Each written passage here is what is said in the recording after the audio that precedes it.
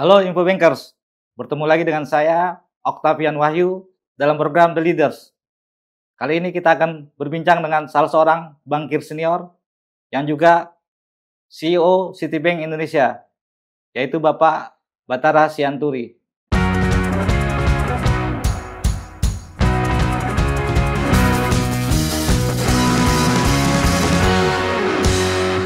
Apa kabar Pak Bathara? Baik, Terima kasih Pak, sudah diterima dengan baik Pak. sama-sama. Pak, ini kita bincang-bincang Pak. Ini kan terkait Bapak yang sudah cukup panjang nih Pak pengalamannya Pak di industri perbankan Pak ya. Sudah lebih dari 3 dekade nih Pak ya di Citigroup Pak ya. Betul. Kira-kira apa sih Pak yang melatar belakangi Bapak terjun ke industri perbankan ini Pak? Baik, sebetulnya background saya itu bukan accounting atau finance yang typical background daripada a banker ya. Karena sesudah lulus SMA di Indonesia, dari SMA Canisius, saya itu 9 tahun itu pergi ke Amerika, mendapatkan 2 gelar S1 dan 2 gelar S2. S1 saya itu di kimia teknik, chemical engineering, dan polymer science. Disebut macro molecular science, ya, kayak plastic engineering. Kemudian saya melanjutkan S2 saya untuk chemical engineering lagi. Gitu di Sama Pak bidang. Ya betul, ya. Yang jadi S1 itu di Case Western Reserve University, kemudian saya ke Stevens Institute of Technology untuk dapatkan S2 di chemical engineering, ya. Kemudian dari S2 chemical engineering itu ya pengen mendapatkan S3, PhD gitu ya. PhD di kimia teknik di Polytechnic Institute of New York, ya. Tapi saya gagal untuk qualifying exam, ya, sehingga ambil S2 yang kedua, yaitu MBA. Jadi dalam pendidikan saya 9 tahun itu, ya, 2 S1 dan 2 S2 itu menghasilkan kimia teknik, engineering, dan MBA. Tetapi title saya yang terakhir ini, yang MBA in Finance, yang sebetulnya saya enjoy, ya. Saya sangat enjoy, menikmati, dan kemudian dia memutuskan menjadi seorang banker. Saya apply ke Citi Indonesia di tahun 1988 sebagai trainee, dan sekarang ya sudah 36 tahun ya bersama dengan Citi. Ya. Tidak hanya di Indonesia, tapi Citi di Indonesia, kemudian ke Citi Australia, kemudian Citi Hungary, dan Citi Filipina. Begitu. Sempat membawa juga di Eropa Timur Pak ya. Betul, betul. Pak itu selain karena juga apa sih Pak yang mendorong Bapak tuh, wah ini kayaknya perbankan cocok nih Pak? Saya rasa itu is a little bit of panggilan, ya, calling, and really finding your place. Ya. Saya tidak mengatakan bahwa 9 tahun saya menggeluti kimia teknik dan kemudian ambil MBA in Finance, itu portion daripada kimia tekniknya itu akan hilang ya. Tetapi nothing is lost in learning. Ya. Jadi kalau saya menjadi seorang bankir karena the last title itu MBA in Finance, tetapi the way I run management, I run organization is very structured karena background saya kan insinyur, gitu ya. Jadi everything that you learn is not gone, is not a waste, tetapi ya enriching your style, enriching your experience, and enriching also your outlook, gitu. Jadi makin beragam nih Pak ya, Ya, wawasannya Pak ya. Colorful daripada S1-nya akuntansi, S2-nya akuntansi, ya. Jadi ya saya nggak bilang itu salah, ya, tetapi I think I feel enriched. Jadi kalau sekarang saya sebagai bankir bertemu dengan umpamanya chemical company atau energy company, apakah itu oil company, ya, atau dengan background petrochemical, ya saya sangat menikmati karena saya mengerti sekali gitu ya bahwa ini adalah petrochemical company atau ini adalah energy company, oil company yang backgroundnya saya sangat menghayati sebagai seorang insinyur kimia teknik. Karena memang juga banyak Pak ya bankers yang latarnya juga nggak dari finance ataupun perbankan Pak ya. Betul. Dan bagusnya Citi sangat mengakomodasi. Ya, we value diversity. Jadi waktu saya management trainee tahun 1988 itu ada 7 ya di angkatan saya. Dan itu ada yang backgroundnya, namanya insinyur dari ITB, ada juga akuntansi dari Amerika, kemudian juga ada yang dari UK di bagian operation. Jadi ya kami value diversity that a banker can come from various background. Gitu. Karena pasarnya perbankan kan juga sektoralnya multi sektor, Pak ya. Betul. Dan di dalam perbankan sendiri, dalam organisasi perbankan ya ada finance, ada marketing, ada sales, ada corporate banking, investment banking, ada HR gitu. Jadi we value diversity, and as much as possible we want a very colorful team, gitu, very rich team gitu. Pak, ini kan Bapak ini termasuk salah satu bankers yang ya diakui juga Pak ya, tidak hanya di lokal Pak ya, di global juga Pak ya, karena sempat di Hongaria, juga merangkap Eropa Timur Pak ya. Kira-kira dari pengalaman yang ada Pak, apa sih Pak nilai unggul bankers Indonesia ini Pak? Jadi nowadays ya kita itu becoming more and more interconnected. Ya. Tidak bisa lagi kita bilang oke, kita cuma fokus di Indonesia, because Indonesia is part of a global ecosystem. Ya. Jadi apakah Indonesia itu jadi part of ASEAN? Berarti ya harus connected dengan ASEAN countries. Atau Indonesia itu part of G20 countries, ya harus connected dengan G20 countries, ya. Because we are part of a lot of ecosystems, ya. Sehingga tidak bisa lagi we are mempunyai mindset yang kita adalah isolated island gitu ya. Jadi kalau kita mengatakan kita ingin menjadi global player, we want to become a regional player. We are the biggest economy in ASEAN umpamanya. Then start thinking with a global mindset. Start thinking with a global regional mindset, a global mindset, ya, sehingga that enrich our experience of a banker, not only a local banker, tetapi seorang Indonesian banker yang mempunyai wawasan global begitu, global mindset gitu. Terkait hal itu Pak, kira-kira apa sih Pak yang menjadi tantangan bankir Indonesia ini untuk menjadi global bankers nih Pak, ataupun punya wawasan yang global Pak? Ada beberapa hal ya. Pertama-tama, if you want to become a banker, of course you have your core competence ya. Tadi saya katakan ya, kan saya kan juga 36 tahun ya di Citi gitu ya. Dan saya selalu mengatakan for every big things in life takes time. Ya, jadi nggak ada yang instant banker gitu ya. Harus mumpuni, harus mempunyai jam terbang, ya kan? Untuk umpamanya untuk melahirkan seorang bayi aja butuh 9 bulan, ya, nggak bisa instan. Ya. Jadi dengan demikian kita melihat bahwa kalau kita ingin menjadi seorang global banker itu ya pertama-tama you have to have a core competence to become a banker and make sure that banking is your calling, ya, sehingga you will enjoy. Ya, 36 tahun sebagai banker, time flies because you're having fun, right? So the first thing is your core competence. Yang kedua is you have to have a global mindset. You have to be curious on global things. Yeah, what is happening in the U.S., Federal Reserve, inflation in the U.S., unemployment. What is going on in the EU? What is going on global tensions? What is going on in G20, trade agreements itu apa saja, ya, our position on trade agreement with EU, with the US, what is tariff, ya kan? So you have to have a global mindset. You like to see all the global developments, what's happening di Indonesia, di neighboring, di regional, di EU, di Amerika, and so that increase your curiosity gitu ya. Jadi tadi banker and then the global mindset, then of course then you have to be able to execute and add value. Jadi percuma kalau kita cuma mau tahu tentang global, tapi so what is your added value? Ya, oke, added value saya adalah saya bisa membawa dan mempresentasikan Indonesia. Sehingga kalau saya pergi ke kemarin kita 1 minggu di China, ya. And we met dalam 1 minggu itu all the Chinese companies, and they want to hear the Indonesian stories. Why should I invest in Indonesia? Ya kan? What are the opportunities in Indonesia? Kalau sudah invest di Indonesia, Can I invest more? Kemudian tahun lalu kita pergi ke Korea umpamanya. We met all the Korean big companies yang already invested in Indonesia umpamanya. Ya, umpamanya kayak ada Hyundai, ya sudah ada pabriknya di sini, right?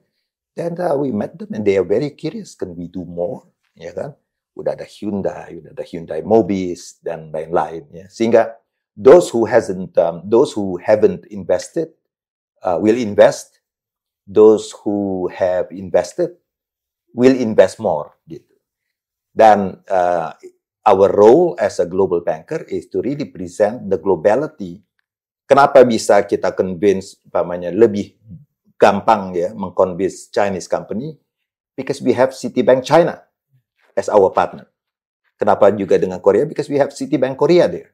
Ya, sehingga yang namanya poros ini atau koridor daripada Korea ke Indonesia difasilitasi oleh Citi Indonesia dan Citi Korea. Koridor dari China ke Indonesia difasilitasi oleh Citi Indonesia dan Citi China. Demikian juga dengan koridor-koridor yang lainnya, umpamanya Japan koridor, atau umpamanya Taiwan koridor, atau the European koridor. Ya, umpamanya ada company di Prancis gitu. Kan ada Citi France, ya, ada Citi di Paris dan juga ada Citi di Indonesia. 60-an Pak Ya, ya. jadi karena kami beroperasi di 180 negara gitu. So that model of global banking is adding value. Itu baru untuk investor-investor di real sector. Belum lagi global investor yang cuma mau invest umpamanya di bonds and equity. Mereka juga they want to know the Indonesian story. Ya, is it time to invest more on bonds, on equity? Jadi umpamanya jadi bond investor, bagaimana fiscal policy daripada Indonesia? What is the outlook untuk 2024-2025? Kalau untuk equity investors biasanya yang saham ya mereka very sector specific. Ada yang investnya di saham perbankan, ada di saham FMCG dan macam-macam gitu. But I think as a global banker, you have to bring the global solutions and global added value to Indonesia. Jadi penghubung yang baik nih Pak ya. Yes. Karena itulah role daripada global banking itu adalah how to connect the world dengan Indonesia umpamanya. Ini kan terkait juga Bapak jadi CEO di Citibank Indonesia nih Pak ya. Ada sih Pak strategi apa sih Pak untuk pengembangan Citibank Indonesia nih Pak? Kalau untuk Citibank Indonesia, ya Citi Indonesia itu sekarang di 2024 ini sesudah penjualan daripada lini bisnis consumer banking, kami beroperasi di 100% institutional banking. Sehingga kita memiliki 6 big business. Ya. Jadi ada investment banking, corporate banking, kemudian commercial banking, baru treasury and trade solution, kemudian security service, custody, dan juga kemudian markets, global markets and trading. Jadi we are focusing on these six big businesses, and we have our clients di apakah itu di multinationals. We are very big. We are the biggest bank in multinationals di Indonesia. Jadi sekitar 600 multinationals. Kemudian juga untuk local corporates, ya, all the Indonesian champions. Apakah mereka fokusnya di Indonesia atau mereka they want to expand di beyond Indonesia. Kemudian juga financial institutions, ya, perbankan, ya, untuk all the banks, insurance, dan the last one is on public sector and governments. Gitu. Bagaimana SOE companies atau dengan pemerintah Indonesia untuk global bonds mereka dan macam-macam gitu. So we are focusing on institutional banking. We feel good about it. We bring best practice and solution dari 180 negara into Indonesia. And we are working with our clients, apakah on the real sector atau on the investor sector, untuk investor clients dan juga untuk strategic clients. How to bring more of their interest into Indonesia, including Indonesian companies, Indonesian champions yang want to expand overseas gitu. Yang mendorong juga pengusaha-pengusaha Indonesia Pak ya untuk global ya. Betul. Jadi umpamanya bisa saja pengusaha Indonesia mengatakan kita ini mau ada ekspansi gitu. Ya. Ada nggak opportunity untuk buy companies di Australia? Ada nggak umpamanya untuk ada opportunity dengan buy company di Kanada, gitu ya, atau di EU, atau apakah ada juga di Middle East, umpamanya. So we are the bank that can provide that. Kan tinggal telepon teman-teman di City Kanada, ya, atau City Middle East. Ini nih di sektor ini apakah ada opportunity? Oh ada, ya kan? Sehingga we can connect that as part of their global expansion. Kadang-kadang juga mereka expand itu untuk just inorganic opportunity, tapi juga mungkin kadang-kadang mereka mengatakan ini nih ESG, kita mesti meningkatkan portfolio hijau, ya, our green portfolio. Ya kalau umpamanya organik agak lama, ya kita mau buy aja deh. Ya, ada company umpamanya, apakah ada company in the energy, the green energy sector yang bisa kita beli, langsung aja bisa cepat gitu. Ini menjadi salah satu nilai unggul Citi nih Pak ya terkait global Pak ya, karena kan juga ada bank-bank yang lain juga bermain di sektor-sektor ekspor segala macam Pak. Cuma nilai unggulnya Citi kan karena juga connected-nya Pak ya. Betul. Itu menjadi nilai lebih Pak ya. Betul, karena our transaction banking umpamanya, atau we call it services atau treasury and trade solutions, itu menghubungkan 180 negara. Dan setiap hari, bayangkan ya, setiap hari sekitar 5 triliun dolar flowing through our network dari 180 ini. Jadi bisa dibayangkan 5 triliun itu adalah PDB-nya Jerman. Jadi Citi runs Jerman tiap hari gitu. 5 triliun itu flowing gitu. Ada apakah itu ekspor import, apakah itu trade, investment, ya, atau itu portfolio flow, going through our pipes, ya, settlement, ya, payment, collection, itu sekitar 5 triliun dolar sehari gitu. That's how connected the infrastructure is and how connected the network is. Pak, ada sih hal yang melatar belakang Pak perubahan strategi nih berarti Pak ya, dari dulu juga sempat di retail kan Pak ya, dan consumer itu Pak. Terus sekarang fokusnya kan di institutional banking tadi Pak. Betul. Apa sih Pak yang mendasarinya Pak? We change our strategy di mana untuk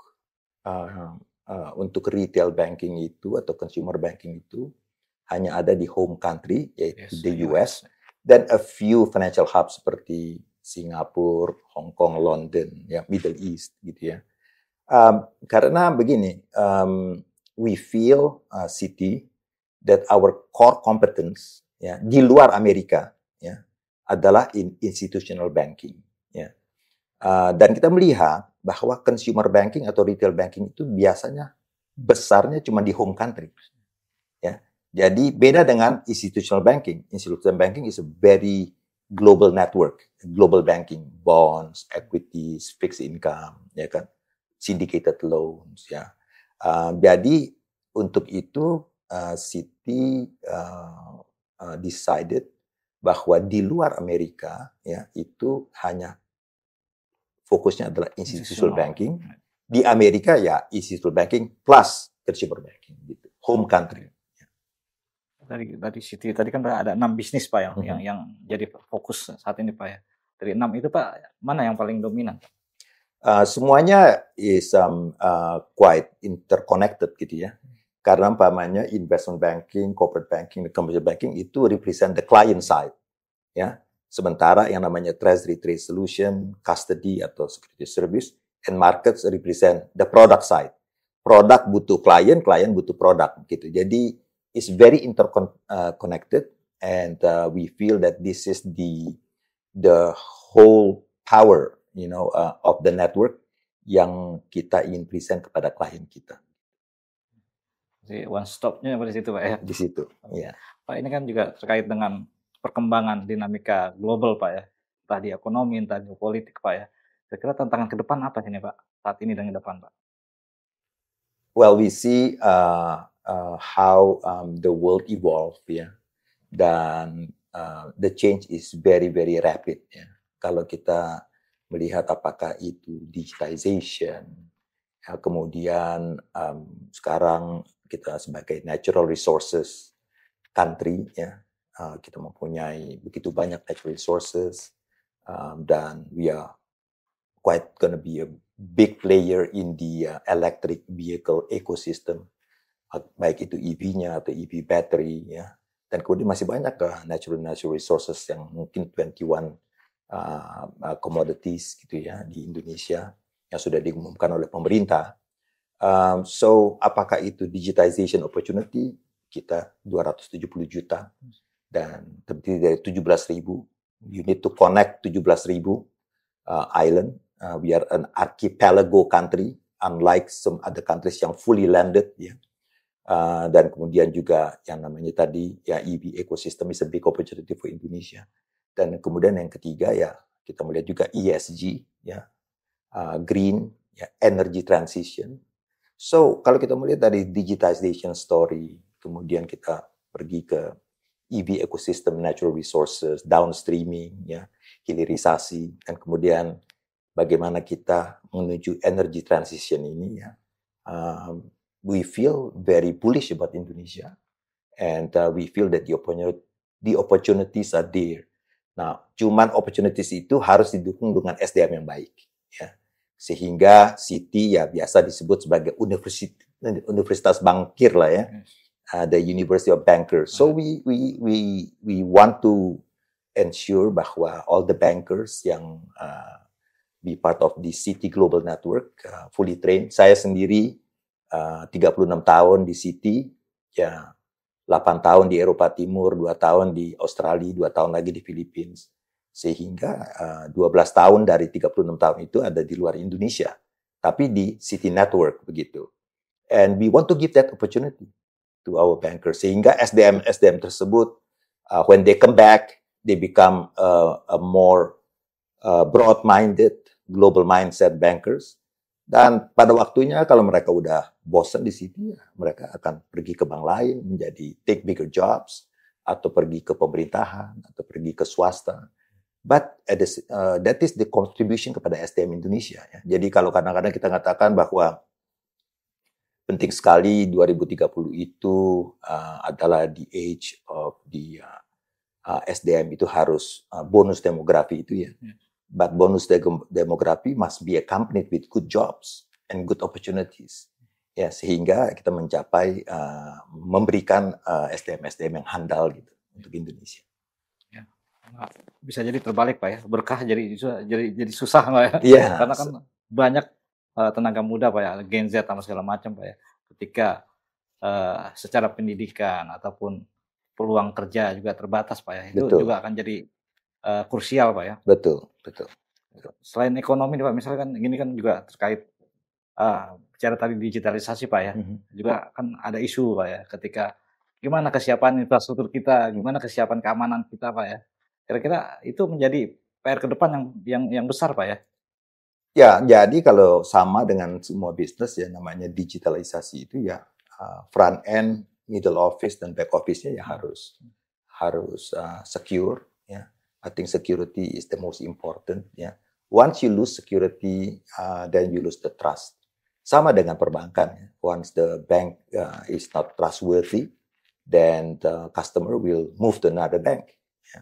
So di era digitalisasi ini ya kita harus mempunyai mindset juga bukan hanya bagus di depan, ya, tapi di middle office-nya juga dan juga di the back office and the security juga must be well protected begitu. Berarti memang itu juga jadi ini, Pak, ya, jadi change. Jadi PR juga, ya. Jadi PR. Pak, terkait yang tadi, Pak, ini kan ada beberapa perkiraan, Pak, ya, ekonomi akan semakin melesu lah hingga terus ada tantangan juga kredit bermasalah, Pak. Kira-kira ini tantangan ini harus bagaimana, Pak, solusinya, ya, Pak, untuk perbankan di Indonesia, Pak? Kalau kita harus melihat in the broader context, ya. Indonesia itu akan grow sekitar 5% tahun ini 2024, ya. Dan kemudian we look at the opportunity akan the Federal Reserve will cut interest rate mungkin di bulan September, ya. Mungkin itu 1 kali, market price in 2 kali, city price in 3 kali, ya. Jadi we just want to make sure bahwa the rest of the year 2024 ini tidak ada disrupsi gitu ya, disrupsi yang kita tidak bisa tanggulangi. So we want to ensure that ya mudah-mudahan geopolitical tension itu juga tidak terlalu banyak membuat disrupsi. There is quite predictable on inflation umpamanya di US, sehingga imbas daripada Federal Reserve itu juga nanti akan ada implikasinya kepada central bank di luar di US in terms of their rate decision. Jadi rate environment we hope it'll be lower in 2025 ya. Inflation kita harapkan terjaga di Indonesia kita sekitar 2,8%, and US juga sudah melandai ya menjadi 2,6%. Tinggal mereka menunggu unemployment-nya jangan unpredictable ya di atas 4% umpamanya. Apakah itu yang namanya inflation, rate environment, dan kemudian geopolitical tension dan political leadership change itu ya kita harapkan smooth ya. Tidak ada yang bisa membuat disrupsi. Itu apakah itu supply shock atau demand shock juga gitu. Juga terakhir kan juga ada beberapa data Pak ya, daya beli menurun. Ya. Jadi kalau daya beli menurun ya kita harapkan ya nanti kalau ekonomi itu lebih kondusif ya, sehingga kalau umpamanya interest rate itu sudah mulai menurun juga, that will also accelerate ya some of the consumer confidence dan juga kemudian increase on consumption and demand gitu. Berarti untuk 2024 masih oke Pak ekonomi Pak ya? Ya kita harapkan ya. Dan di 2025 jauh lebih baik kayaknya Pak ya? Ya kalau karena dengan masuknya ke 2025 ini at least beberapa uncertainty sudah menjadi certainty. Ya umpamanya nih ya tahun 2024 ini 9 dari 20 G20 itu mempunyai election. Apakah itu menjadi new president atau umpamanya presiden yang terpilih lagi atau prime minister. Dengan selesainya 2024 ya selesai juga semuanya election itu. Sehingga kita udah tahu siapa nih ya pemimpin-pemimpin G20 ini. Karena G20 itu ya sekitar 80% daripada GDP dunia ya. Very important. Apakah mereka align atau nggak align gitu in terms of their policy making, in terms of economic, in terms of political, sehingga it will also have implication on the trade and investment policies across the world. Pak, Bapak dengan pengalaman yang cukup panjang Pak ya, dari tahun 1988 Pak ya? Iya. Terus sekitar 36 tahun Pak ya. Ini untuk enjoy tadi Pak kata Bapak, bagaimana Pak untuk enjoy Pak? I think if you want to enjoy your job, you make sure that it is your calling. Gitu ya. Jadi ada yang mungkin panggilannya jadi dokter, dia jadi insinyur, yang nggak enjoy, ya kan? Atau panggilannya menjadi seorang businessman, tapi dia menjadi seorang ya salaried person gitu ya. Dia nggak enjoy. Ya. Tapi if you want to ensure that you enjoy, make sure banking is your calling. Gitu. Then every day is you're having fun gitu. So it's very very important. Saya selalu mengatakan ada prinsip yang namanya EQ gitu ya. EQ itu adalah knowing yourself and knowing others ya. Jadi how to relate with others. But the first thing is you have to know yourself gitu. So you have to question yourself every day. Who is me gitu ya. Do you really know yourself ya? Apakah Anda itu seorang introvert? Apakah Anda itu seorang extrovert? Umpamanya ada personality dulu ya, ada training personality. Apakah Anda seorang choleric, phlegmatic, sanguine, ya kan, melankolik. So, saya 50% choleric, 50% sanguine, umpamanya. Itu part of knowing yourself. Because once you know yourself, saya ini seorang introvert, ya. I'm not an extrovert person, and I know that. Ya. But bagaimana I train myself sehingga introvertnya saya itu tidak ekstrim gitu ya, cukup balance gitu. Karena saya bukan seorang yang namanya automatically ya very extrovert gitu, in terms of social setting. Ya. But I work on myself. Ya. to make sure that I can balance that by training and by learning. Kemudian, of course, after you know yourself, you have to know others, how to relate to others. Bagaimana kita relate ke atasan, bagaimana kita relate kepada peers, kepada teman-teman kolega, dan bagaimana kita relate kepada bawahan kita. So I think once you get that principle of EQ, of your emotional intelligence in leadership, know yourself and know others, then I think that is a big plus in terms of running to be a leader or running to be a manager. Pengalaman yang ada, Pak. Kira-kira untuk menjadi seorang bankers, itu hal apa yang dibutuhkan, Pak? Selain tadi core competence juga penting, Pak, ya. Hal lain apa, Pak, yang lagi harus dipenuhi orang untuk menjadi bankers, Pak? Ya, jadi kalau bankersnya sendiri itu I think is probably mostly di hardware-nya gitu ya. Karena Anda seorang bankir ya. Jadi kalau seorang bankir itu ya hardware-nya mesti banking ya. Tapi kemudian you also have the software ya. Soft skill-nya ya. Jadi buat saya itu ya you have to understand the difference between a leader and a manager. Dua-duanya penting ya. So when you are running a bank, you know that you have two roles. First, you have to be a leader, and second juga to be a manager, and both are very important. Ya. Jadi a leader do the right thing, ya, punya integritas, ya, punya prinsip. A leader will do the right thing. A manager will do the things right. Jadi by the book, prosesnya begini, ya kan? Sehingga once you know, dua-duanya itu pentingnya, how to do the right thing as a leader, and how to do the things right as a manager. Ya, sehingga both proses dan juga integritas sebagai leader itu dua-duanya terreflect in terms of your day-to-day responsibility as a professional. Pak, terkait leadership tadi, Pak, ya. Kira-kira pola leadership itu, Pak, ya, di saat ini, Pak, kan juga ada lag, Pak, antara Gen Z, milenial, Pak, nih. Leadership apa yang terbaik, Pak, untuk dengan situasi seperti ini, Pak? Saya rasa prinsip dari leadership itu biasa kalau kita melihat ya, dimanapun juga dibilang, waduh, coba paparkan dulu visi misinya, ya kan? That is expected from a leader. So yang namanya tema yang all encompassing untuk Gen X, Gen Y, dan Z itu is a leader must set the vision. Ya. And what is the vision? The vision of a leader is you have to explain where we are, where we want to go, and how to get there. Gitu.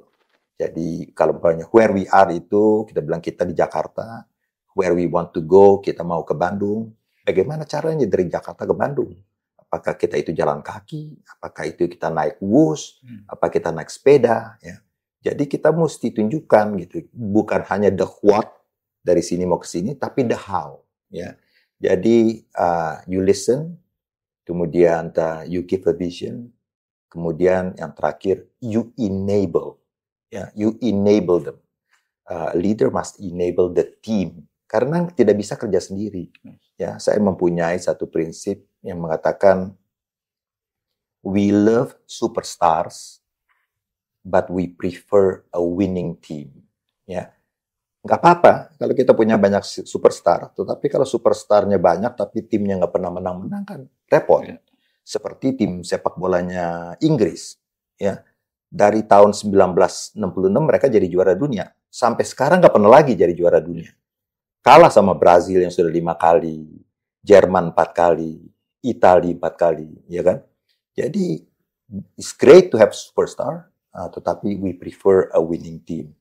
Jadi, you have to listen, you have to also have a vision, and the third one is execute. You have to enable the team, because you cannot do it alone, begitu. Jadi 3 prinsip itu saya rasa ya praktis saja yang saya pernah alami. Saya alami waktu saya CEO di Hongari, waktu saya CEO di Philippines, dan juga CEO di Indonesia. You have to listen, and then you have to have a vision, and then you have to enable the team to execute the vision. 3 hal penting itu Pak ya. Betul. Pak, ini kan juga Bapak sebagai CEO, pasti kan juga hari-harinya penuh dengan target, pekerjaan. Ada nggak sih Pak hal atau hobi Pak yang untuk merefresh gitu Pak? Ya, I think it takes a lot of discipline ya, karena kita tahu work-life balance ya, orang katakan apakah itu work-life balance, kita di kantor itu dari jam 9 sampai jam 7 malam gitu ya, 7 malam itu ya berarti sekitar 10 jam ya, dari 24 jam itu 10 jam aja udah ada di kantor, dan saya selalu ke kantor tiap hari gitu. Jadi we have to make sure that we have a balanced life. Ya manage your diet, ya. Kemudian juga manage your physical, ya. Jadi olahraga, and have a lot of sleep, ya. Jadi ya kalau idealnya gitu ya manage your diet. Saya itu tiap hari itu ya intermittent fasting gitu, puasa berkala gitu ya istilahnya. Jadi makan terakhir jam 8 malam, baru buka puasa jam 12 siang. Dan jam 12 siang juga kalau nggak ada klien, acara klien, ya saya makannya dari rumah. And then olahraga. Apakah olahraga itu jalan, atau weight training, ya kan, atau yoga gitu. Dan yang terakhir, we need to rest. We need to rest. Kalau bisa tidur 7-8 jam gitu. Dan seperti saya katakan, kalau tiga-tiganya itu sudah balance, and you are enjoying your panggilan sebagai bankir gitu ya, every day is a fun day, because you are doing something that you like gitu. Pak, kalau di olahraga Pak, apa sih yang jadi favorit Bapak Pak? Oh, saya cuman ya kita harus balance antara weight ya, pergi ke gym banyak ya, weight training ya, because you need untuk otot gitu ya. Kemudian untuk flexibility bisa pilates atau yoga. Kemudian untuk aerobik ya, untuk itu ya bisa jalan atau lari. But again you have to balance the three gitu. Nggak bisa cuman aerobik melulu gitu ya, sehingga lupa untuk flexibility, lupa untuk weight. Jadi ya kita rasa kita balance saja antara 3 macam olahraga tersebut. Pak, ini terakhir Pak, boleh nggak Pak kasih wejangan atau pesan Pak untuk Gen Z nih Pak, yang katanya juga kan sempat viral Pak, sulit mencari kerja Pak, untuk membangun karir sebagai banker sih, ada nggak sih Pak untuk tips atau pesan untuk Gen Z ini Pak? Ya, untuk Gen Z saya rasa, dan juga apply dengan generasi-generasi yang lain, apa Gen X, Gen Y, Millennial, dan Gen Z, ataupun Gen Alpha yang sekarang ya, generasi Alpha, you have to be good in one thing. At least be good in one thing. If you are good in marketing, be the best. If you are good in sales, be the best. If you are good in accounting, be the best. Gitu. Jadi kita tidak bisa the best in everything ya. Nggak bisa semuanya belajar terus. Kalau nggak jadi profesor aja kalau mau belajar terus ya kan. Jadi umpamanya ya saya dulu backgroundnya consumer banking, be the best consumer banker, ya kan. Kemudian saya pindah menjadi institutional banker sewaktu saya menjadi CEO, be the best institutional banker, ya. Jadi take one and be the best in your area. Ya ada waktu itu yang mengatakan be a Napoleon in your area, be a general in your area. Jadi you should be the best marketing director. You have to be the best sales director. You have to be the best CFO, ya kan? Atau you have to be the best investment banker, a best corporate banker, a best branch manager, the best in something that you really enjoy. Kalau kita kerja di cabang ya menjadi seorang relationship manager gitu ya, di priority banking, be the best relationship manager to your client. Sehingga klien bilang, wah saya itu paling suka dengan RM ini, because he knows everything. Kalau umpamanya Anda di finance, ya, Anda seorang controller atau seorang business planning, be the best. Sehingga only people yang really serious and be the best will get all the opportunity. Ya, kalau kita yang terbaik, ya, umpamanya dia terbaik di operations, ya, kemudian dia udah bosan di operation, dia pengen pindah, saya mau belajar pindah ke bisnis. Karena kita tahu dia itu yang terbaik di operation, sewaktu dia minta pindah mutasi gitu ya, untuk pindah ke bisnis gitu ya, atau ke credit department atau ke HRD, pasti akan diberikan kesempatan. Because he's the best, ya kan? Tapi kalau dia itu mediocre performer, ya, di departemennya, siapa yang mau ambil? Mereka bilang, ya, Anda di situ aja. Banyak. Banyak, ya, because you just mediocre, ya. Sehingga you just mediocre, you just ordinary. That's why saya punya prinsip, the difference between ordinary and extraordinary is the word extra. Jadi kalau Anda cuma mau jadi ordinary, nggak salah. Ya, itu mungkin panggilan hidup, itu mungkin prinsip Anda. Tapi if you want to be an extraordinary person, do something extra. Kalau bos bilang, ini coba targetnya 10, kasih 15. Kalau bos bilang, ini kerjaan mesti selesai hari Jumat, selesaikan hari Kamis. You do extra work. Dan mereka mengatakan, he is doing an extra mile, an extra effort. Sehingga dia bukan lagi ordinary person, tapi extraordinary person. Itu. Oke, terima kasih Pak Batara Terima atas kasih. obrolannya dan pesan-pesannya Pak. Terima kasih. Terima kasih Pak. Ya. Sehat selalu Pak. Sama-sama.